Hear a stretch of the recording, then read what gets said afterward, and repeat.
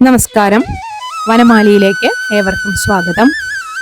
ശ്രീമദ് ഭഗവത്ഗീതയിലെ അർജുന വിഷാദയോഗം എന്ന 1-ാം അധ്യായത്തിലെ 19 ശ്ലോകങ്ങളാണ് നമ്മൾ ഇതുവരെ വായിച്ച അർത്ഥം പറഞ്ഞത്. ഇന്ന് 20-ാമത്തെ ശ്ലോകം മുതൽക്ക് നമുക്ക് വായിക്കാം.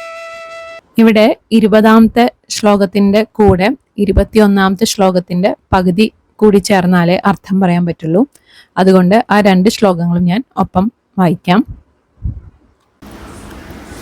അഥവ്യവസ്ഥിതാൻ ദൃഷ്ട്വാ ധാർത്തരാഷ്ട്രാൻ കപിധ്വജ പ്രവൃത്തേ ശസ്ത്രസമ്പാതേ ധനുരുദ്യമ്യ പാണ്ഡവ ഹൃഷീകേശം തദാ വാക്യമിദമാഹ മഹീപതേ. ഇതുവരെ പറഞ്ഞാലാണ് അർത്ഥം പൂർണ്ണമായിട്ട് പറയാൻ സാധിക്കുള്ളൂ. പിന്നത്തെ ശ്ലോകത്തിന്റെ വരി അർജുന ഉവാച എന്ന് പറഞ്ഞിട്ടാണ് തുടങ്ങുന്നത്. സേനയോരുഭയോർമധ്യേ രഥം സ്ഥാപയമേച്യുത. ഇവിടെ മഹീപതേ എന്ന് വിളിക്കുന്നുണ്ട്. അല്ലയോ രാജാവേ. അനന്തരം അഥ വ്യവസ്ഥിതാൻ എന്ന് പറഞ്ഞു. അഥ എന്ന് വെച്ചാൽ അനന്തരം, അതിനുശേഷം, പിന്നെ എന്നൊക്കെയാണ് അർത്ഥം. ശസ്ത്രസമ്പാദേ പ്രവൃത്തേ, ശസ്ത്രങ്ങൾ അയക്കാൻ തയ്യാറായി നിൽക്കുമ്പോൾ. കപിധ്വജ പാണ്ഡവ, ഹനുമാൻ കൊടിയടയാളമായിട്ടുള്ള ആ പാണ്ഡവൻ, പാണ്ഡുപുത്രൻ, അത് അർജുനാണ്.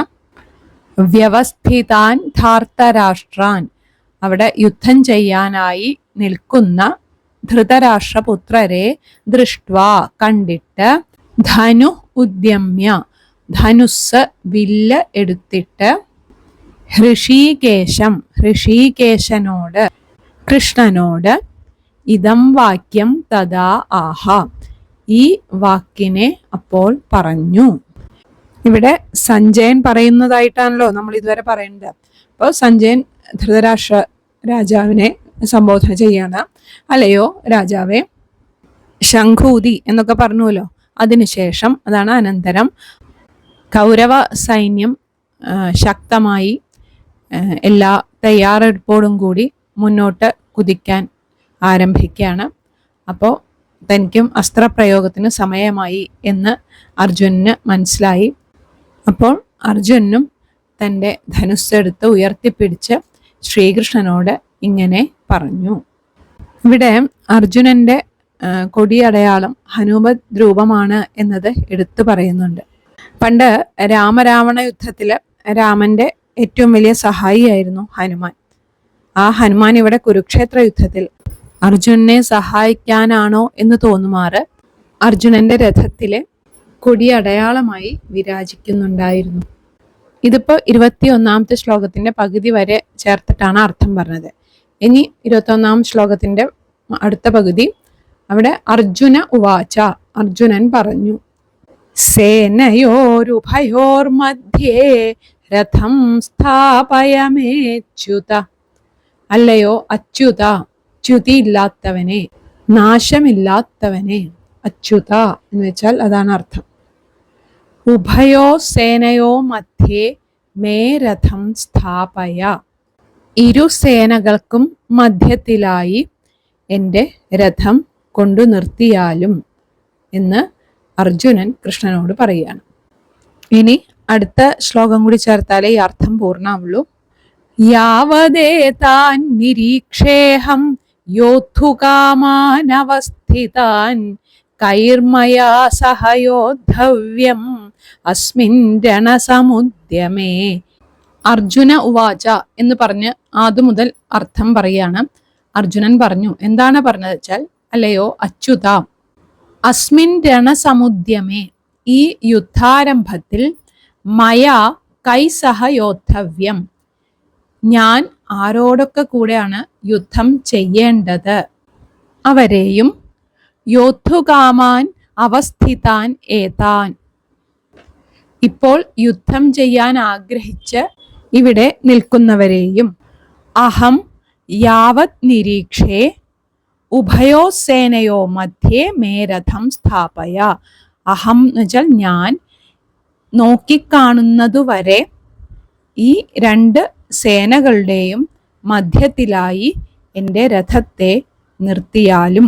അടുത്ത ശ്ലോകം കൂടി കഴിഞ്ഞാലേ അർജുനന്റെ വാക്ക് പൂർണ്ണമാകുള്ളൂ. ആ ശ്ലോകം: യോത്സ്യമാനാനവേക്ഷേഹം യ ഏതേത്ര സമാഗതാഃ ധാർത്തരാഷ്ട്രസ്യ ദുർബുദ്ധേഃ യുദ്ധേ പ്രിയചികീർഷവ. ഇവിടെ ഏത് ജനങ്ങളാണ് ദുർബുദ്ധേ ധാർത്തരാഷ്ട്രസ്യ യുദ്ധേ, ദുർബുദ്ധിയായ ധൃതരാഷ്ട്രപുത്രന്റെ യുദ്ധത്തിൽ, അതായത് ദുര്യോധനന്റെ യുദ്ധത്തിൽ പ്രിയ ചികീർഷവഹ, പ്രിയം ഇച്ഛിക്കുന്നവരായിട്ട്, അത്ര സമാഗതാഹ, ഇവിടെ എത്തിച്ചേർന്നിരിക്കുന്നത്, യോത്സ്യമാനാൻ അഹം അവേക്ഷേ, യുദ്ധം ചെയ്യാൻ പോകുന്ന അവരെ ഞാൻ കാണട്ടെ. അതായത് ദുഷ്ടബുദ്ധിയായിട്ടുള്ള ദുര്യോധനന്റെ ആ സന്തോഷത്തിന് അല്ലെങ്കിൽ പ്രീതിക്ക് വേണ്ടി മാത്രം യുദ്ധം ചെയ്യുവാൻ ആഗ്രഹിച്ച് ഇവിടെ എത്തിയിട്ടുള്ളവരെ ഞാൻ കാണട്ടെ എന്നാണ് പറയുന്നത്. ഇവിടെ കൃഷ്ണനോട് ആ രഥം രണ്ട് സൈന്യങ്ങളുടെ ഇടയിലേക്ക് നയിച്ചിട്ട് അവിടെ മധ്യത്തിൽ കൊണ്ടുപോയി നിർത്താൻ പറയുകയാണ്. ദുർബുദ്ധിയായിട്ടുള്ള ദുര്യോധനന്റെ പക്ഷത്ത് നിന്ന് യുദ്ധം ചെയ്യാൻ ആഗ്രഹിച്ച് എത്തിയവരെയും ആരോടൊക്കെയാണ് തനിക്ക് യുദ്ധം ചെയ്യേണ്ടി വരിക എന്നതും ഒക്കെ കാണുന്നതിനായിട്ട് പാണ്ഡവ സൈന്യത്തിൻ്റെയും കൗരവ സൈന്യത്തിൻ്റെയും മധ്യത്തിലായി തൻ്റെ രഥത്തെ സ്ഥാപിച്ചാലും എന്നാണ് അർജുനൻ ഇവിടെ കൃഷ്ണനോട് പറയുന്നത്.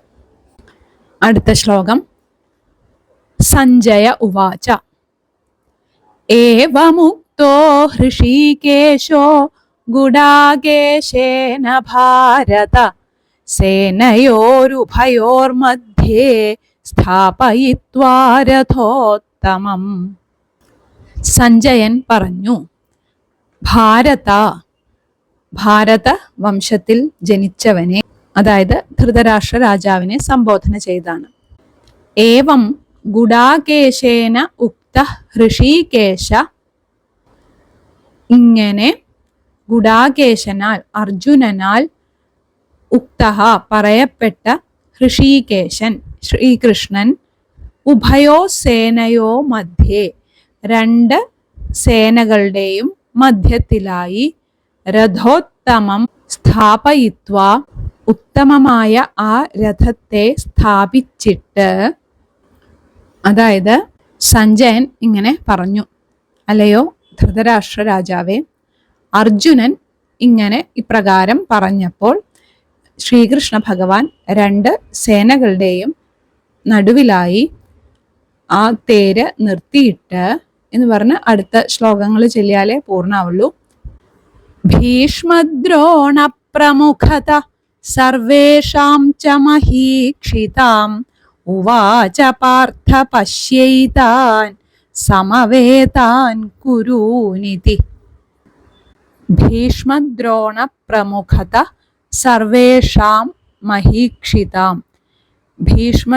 ഭീഷ്മര് ദ്രോണര് തുടങ്ങിയ പ്രമുഖരായവരുടെയും എല്ലാ രാജാക്കന്മാരുടെയും മുൻപിലായി, ഇതിന് മുന്നിലത്തെ ശ്ലോകത്തിൽ പറഞ്ഞ രഥം സ്ഥാപയിത്വ, രഥം നിർത്തിയിട്ട്, പാർത്ഥ അല്ലയോ അർജുന, സമവേതാൻ ഏതാൻ കുരൂൻ പശ്യ, ചേർന്നു നിൽക്കുന്ന ഈ കൗരവ സൈന്യത്തെ കണ്ടാലും, ഇതി ഉവാച എന്ന് പറഞ്ഞു.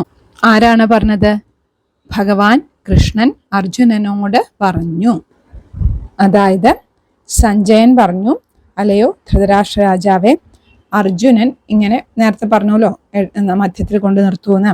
അങ്ങനെ പറഞ്ഞപ്പോൾ ശ്രീകൃഷ്ണ ഭഗവാൻ ഭീഷ്മർ ദ്രോണർ തുടങ്ങിയ പ്രമുഖരായവരുടെയും മറ്റു രാജാക്കന്മാരുടെയും മുന്നിലായി, ഇരു സേനകളുടെയും മധ്യത്തിലായി ശ്രേഷ്ഠമായ ആ രഥത്തെ നിർത്തിയിട്ട് അർജുനനോട്, അല്ലയോ അർജുന, ഒത്തുചേർന്ന് നിൽക്കുന്ന ഈ കൗരവ സേനയെ കണ്ടാലും എന്ന് പറഞ്ഞു. അടുത്ത ശ്ലോകം ഇനി നമുക്ക് അടുത്ത ദിവസം വായിക്കാം. എല്ലാവർക്കും നല്ലത് മാത്രം വരട്ടെ എന്ന പ്രാർത്ഥനയോടെ